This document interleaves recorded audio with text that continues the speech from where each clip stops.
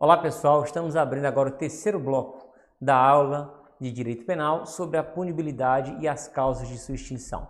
Já falamos sobre os incisos 1 e 2 do artigo 107 do Código Penal, a gente vai agora para o inciso 3 desse artigo 107, que trata, estamos vendo aí agora, está na tela de vocês, trata da extinção da punibilidade pela retroatividade de lei que não mais considera o fato como criminoso.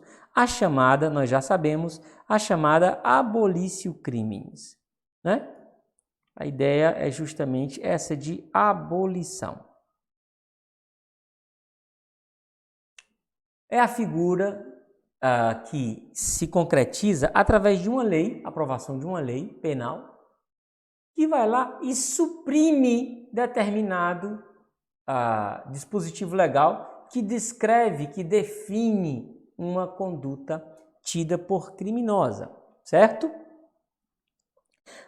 É importante a gente dizer o seguinte, que o que se compreende é que uma nova lei presume-se que ela represente a evolução do pensamento da sociedade. Não faz nenhum sentido que a gente continue a punir uma pessoa por um fato que essa sociedade deixou de considerar como crime. Tudo bem? Então, a abolitio criminis se materializa através de uma lei que vai lá e revoga o dispositivo em que estava definido uma determinada conduta como sendo criminosa, né? Definia o que a gente chama de tipo penal. Esse tipo foi revogado, deixa de, portanto, existir o delito no nosso direito.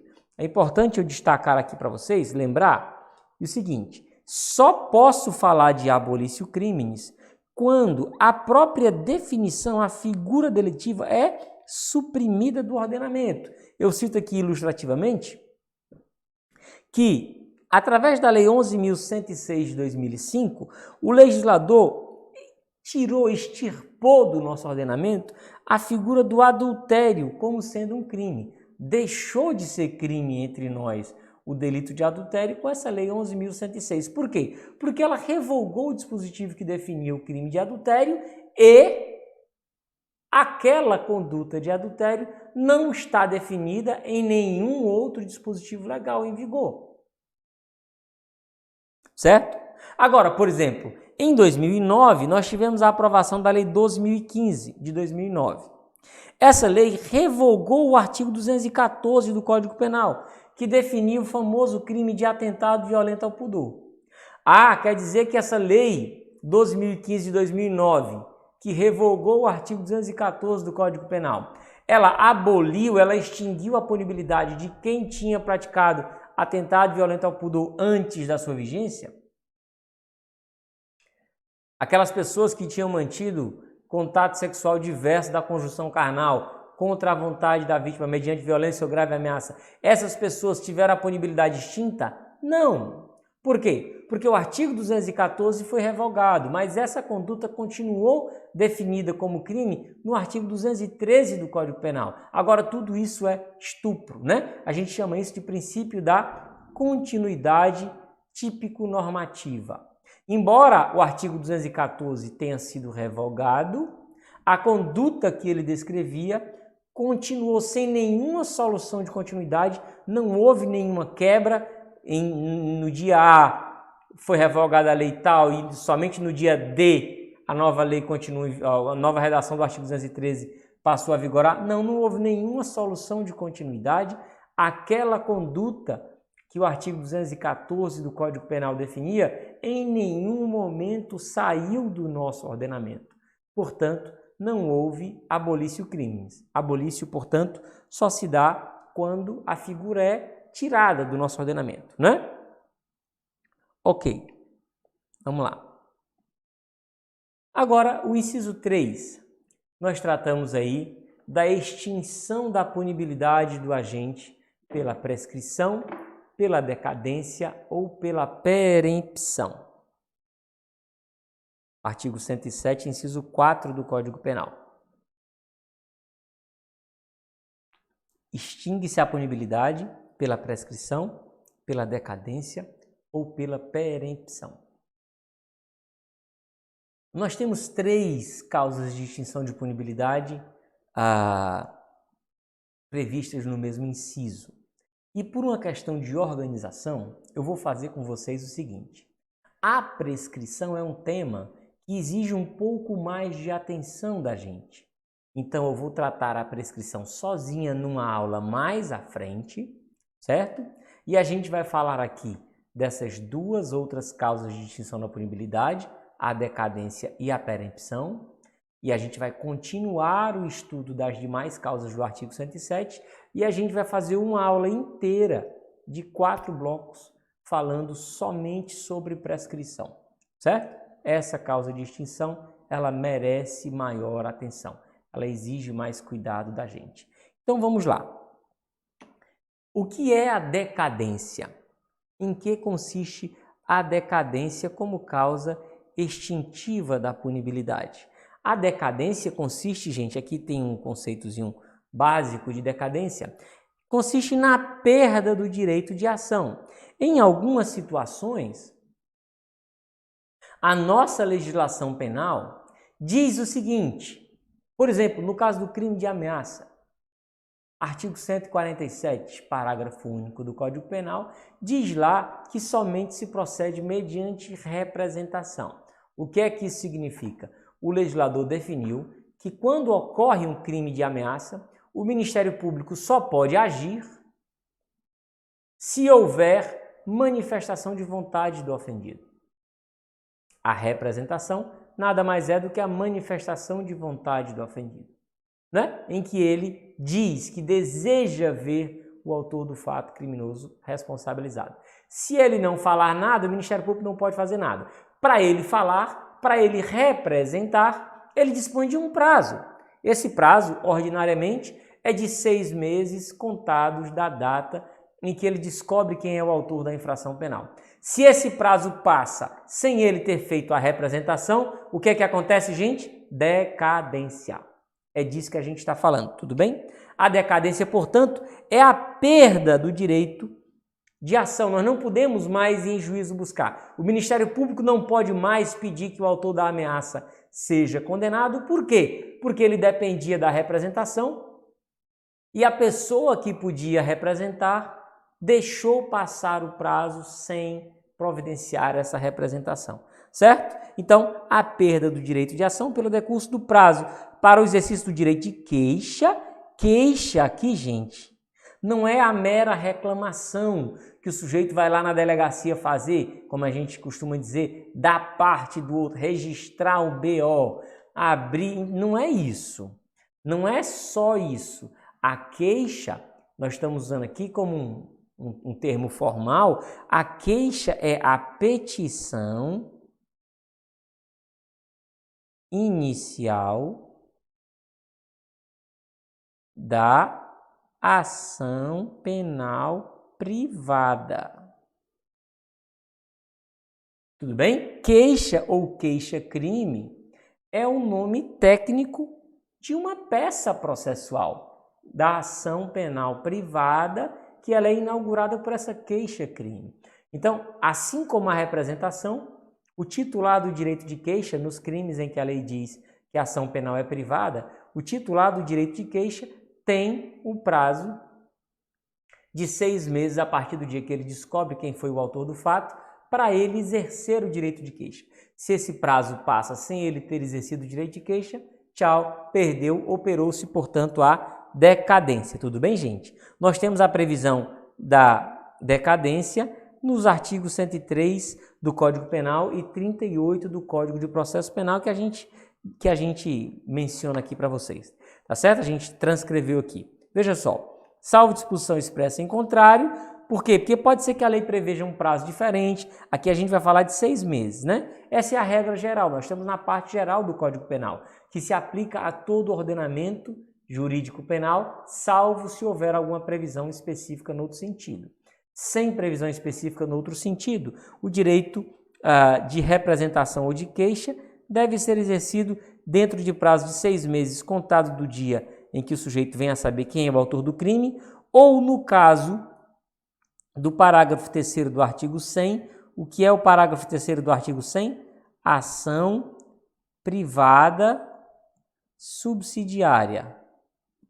aquela situação em que o Ministério Público não tomou a providência que deveria tomar.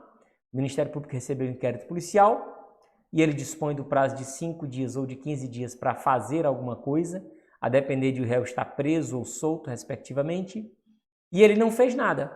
Ele deixou passar esse prazo. E aí a lei abre a possibilidade de o ofendido ajuizar uma queixa que a gente chama de queixa subsidiária. Então, veja só, quando é que a gente conta o prazo decadencial? O prazo decadencial, de regra, é 6 meses. Nós já estamos vendo. Ele vai ser contado de quando? Há duas situações. Ou vai ser contado do dia em que o sujeito veio a saber quem é o autor do crime, regra geral, ou, no caso da ação penal privada subsidiária da pública, nós vamos contar do dia em que terminou o prazo para o Ministério Público, certo? O prazo de 5 dias ou de 15 dias, a depender de estar o réu preso ou solto. Tudo bem? Então, o artigo 38 do Código de Processo Penal tem uma previsão semelhante, está dito aí.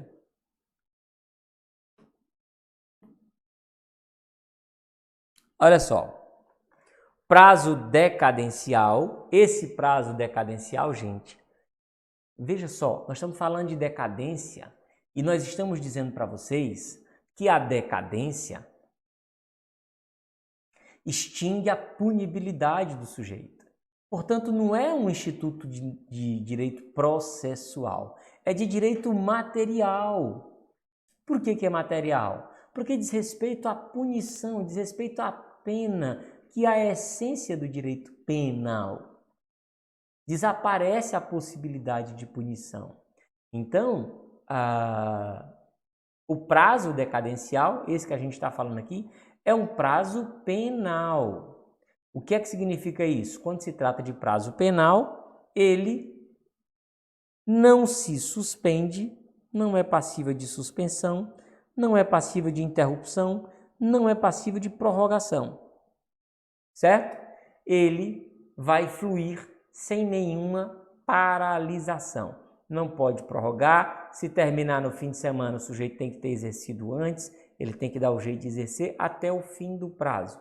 Inclui-se também o dia do início, né? Nos prazos penais, de um modo geral, é assim que acontece. Prazo prescricional é diferente, nós vamos falar de prescrição mais para frente. Prazo prescricional pode sofrer interrupção, pode sofrer suspensão, mas o prazo decadencial não pode, ele tem natureza penal também, mas ele não pode ser suspenso, interrompido ou prorrogado, certo? Havia a previsão de suspensão para o prazo decadencial na lei de imprensa, mas a lei de imprensa o STF disse que ela não foi recepcionada pela Constituição de 88, portanto, a gente vai esquecer essa previsão da antiga lei de imprensa.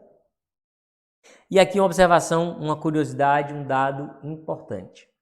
No caso de ação penal privada condicionada ou ação penal pública condicionada ou ação penal privada versus ação penal privada subsidiária, como a gente já tinha falado aqui antes. Quando a gente está tratando de ação penal pública condicionada ou ação penal privada,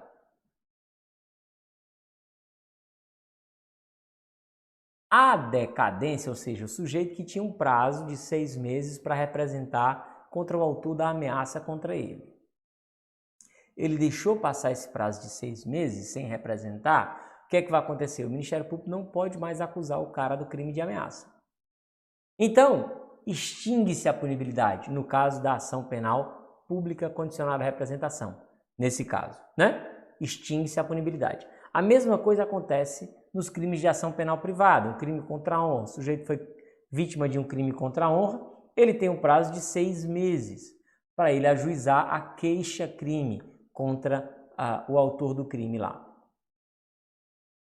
Se ele deixar de fazer isso, ele vai decair do direito de queixa e estará extinta a punibilidade dele. Agora, no crime de ação pública, suponhamos que o sujeito foi vítima de um crime de furto, que é um crime de ação penal pública incondicionada. Aí, o inquérito chegou ao Ministério Público, o Ministério Público tem o prazo de 15 dias para oferecer a denúncia, pedir diligências ou promover o arquivamento, conforme o convencimento dele. O Ministério Público tem um prazo de 15 dias. E aí o Ministério Público deixou passar esse prazo de 15 dias. Passado o prazo de 15 dias, a lei já abre a possibilidade de ação penal privada subsidiária. O ofendido, a pessoa que foi furtada, vai poder ajuizar uma queixa em substituição ao Ministério Público. Uma queixa subsidiária. E para isso ele vai ter o prazo de 6 meses. Tudo bem, prazo decadencial. Se o prazo de 6 meses passar sem o ofendido ajuizar a queixa subsidiária, o que é que vai acontecer? Ele decairá do direito de queixa. Ele não terá mais o direito de queixa contra o autor do furto. Porém, neste caso, da ação penal privada subsidiária da pública, a punibilidade do agente não estará extinta. Por quê? Porque o Ministério Público poderá propor a denúncia ainda. O Ministério Público não perdeu o direito de denunciar, né? Ele teria, vamos dizer assim, a prioridade de fazer a denúncia naqueles primeiros 15 dias. Passados os 15 dias, a denúncia vai ser, ou o direito de ação cabe a quem agir primeiro, Ministério Público ou ofendido, durante os próximos 6 meses. Se passar 6 meses, se passar o prazo de 6 meses, o que é que acontece? O ofendido não pode mais ajuizar a queixa subsidiária, mas o Ministério Público ainda poderá ajuizar a denúncia. Portanto, decadência sempre significa extinção da punibilidade? Não, porque decadência, no caso da ação penal privada subsidiária da pública, não acarretará a extinção da punibilidade. O ofendido não pode mais ajuizar a queixa subsidiária, mas o Ministério Público ainda pode promover a responsabilização penal. Tudo bem? Por fim, no caso dos crimes de ação penal pública condicionada à requisição do ministro da Justiça, ninguém pode falar em decadência por um motivo muito simples. A lei não estipulou nenhum prazo para que o ministro da Justiça promova essa requisição. Não há nenhum prazo estipulado, portanto, ninguém pode falar em decadência nesse caso. Tudo bem? A perempção, gente, o que é a perempção? A perempção é uma sanção de natureza processual.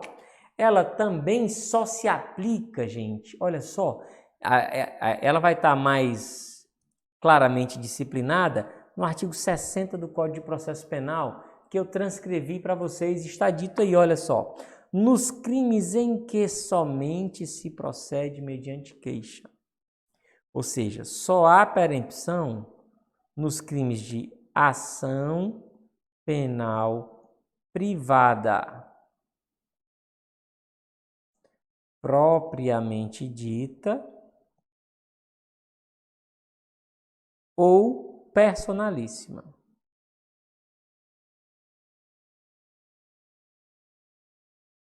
Só existe perempção nos crimes de ação penal privada personalíssima ou ação penal privada propriamente dita. Mesma coisa que eu falei aqui antes com relação à decadência. Nem sempre decadência importa em extinção da punibilidade. Olha o que é que nos diz aqui o artigo 60 do Código de Processo Penal. Nos casos em que somente se procede mediante queixa, digo de novo, crime de ação penal privada, considerar-se-á perempta a ação penal. Nessas 4 situações, e o que a gente vê aí é sempre uma situação, uma atitude de abandono do processo pelo querelante, né? Olha só. Quando iniciada esta, o querelante deixar de promover o andamento do processo durante 30 dias seguidos, o cara foi intimado e não fez nada. Quando, falecendo o querelante ou sobrevindo sua incapacidade, não comparecer em juízo para prosseguir no processo dentro do prazo de 60 dias, qualquer das pessoas que pudessem sucedê-lo, aí o cônjuge, ascendente, descendente ou irmão. Quando o querelante deixar de comparecer sem motivo justificado a qualquer ato do processo a que deve estar presente, um ato de comparecimento obrigatório, o querelante não foi, ou seja, é o cara que está desinteressado, né, com relação ao processo, ou quando, sendo o querelante pessoa jurídica, essa pessoa jurídica se extingue sem deixar nenhum sucessor. Vamos ver essas hipóteses lá. Como eu já falei antes, né, só existe a perempção como causa extintiva da punibilidade nos crimes em que somente se procede mediante queixa, ou seja, ação penal privada propriamente dita, ação penal privada personalíssima. As 4 situações de perempção. Primeiro, quando o querelante deixar de promover o andamento do processo. O cara não precisa ser advertido, olha, se você não fizer isso, vai ocorrer a perempção. Não, basta que ele tenha sido intimado para fazer alguma coisa e ele deixe de fazer.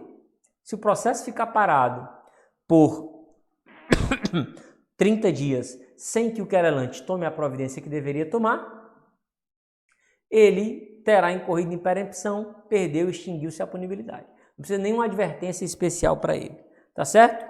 Se o querelante se o querelante falecer, querelante a gente está falando aqui do autor da ação penal privada, né, gente? Do ofendido. Se ele falecer ou se ele se tornar incapaz, não aparecer em juízo ninguém dentre esses 4, cônjuge ou companheiro, né? Ascendente, descendente ou irmão, essas pessoas não comparecerem em juízo para darem continuidade ao processo. Se ninguém comparecer, o processo estará abandonado, então nós temos de novo a perempção, certo?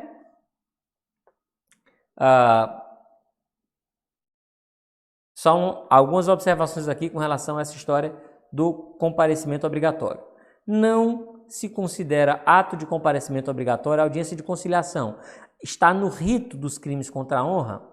Está no rito dos crimes contra a honra a realização de uma audiência de conciliação entre as partes. Se o sujeito não foi, ele não quer fazer acordo. Não é obrigação, não é um ato de comparecimento obrigatório, portanto, se o querelante deixa de comparecer à audiência de conciliação, não há reconhecimento de perempção, certo? Se o querelante não pede a condenação, acontece sim perempção. Se ele deixa de pedir a condenação do querelado, lá nas alegações finais, ele deixa de pedir a condenação do querelado, haverá perempção. Se o Ministério, no caso das ações penais públicas, por exemplo, o Ministério Público pediu condenação, o juiz pode absolver ou pode condenar.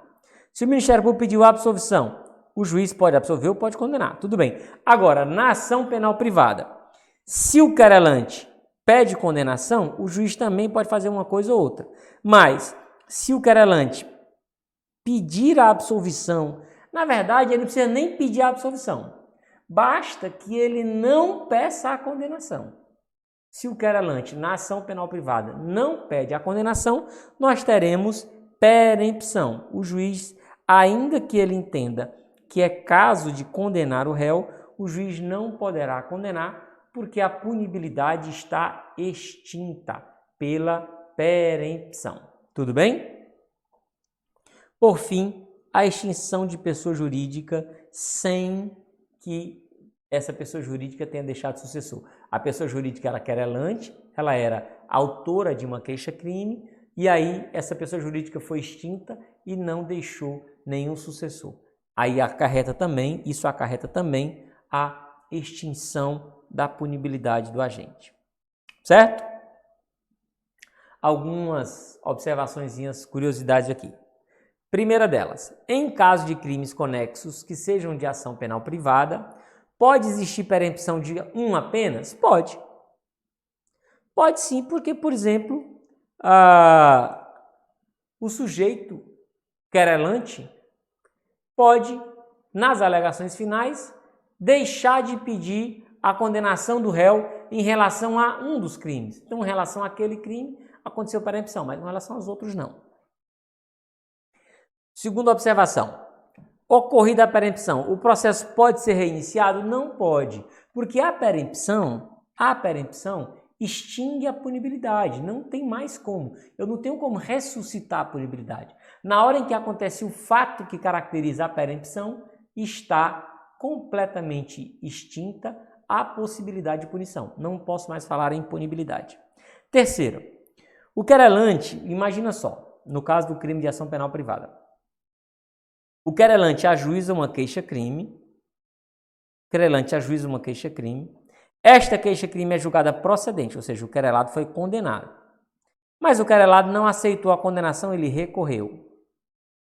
E o juiz dá vista ao querelante, para o querelante... Bom, então o querelante ingressou com a queixa-crime foi julgada procedente, ou seja, o querelado foi condenado, mas ele não gostou da decisão, recorreu, e o juiz abriu vista ao querelante, para o querelante apresentar contra-razões recursais. Impugnar as razões recursais.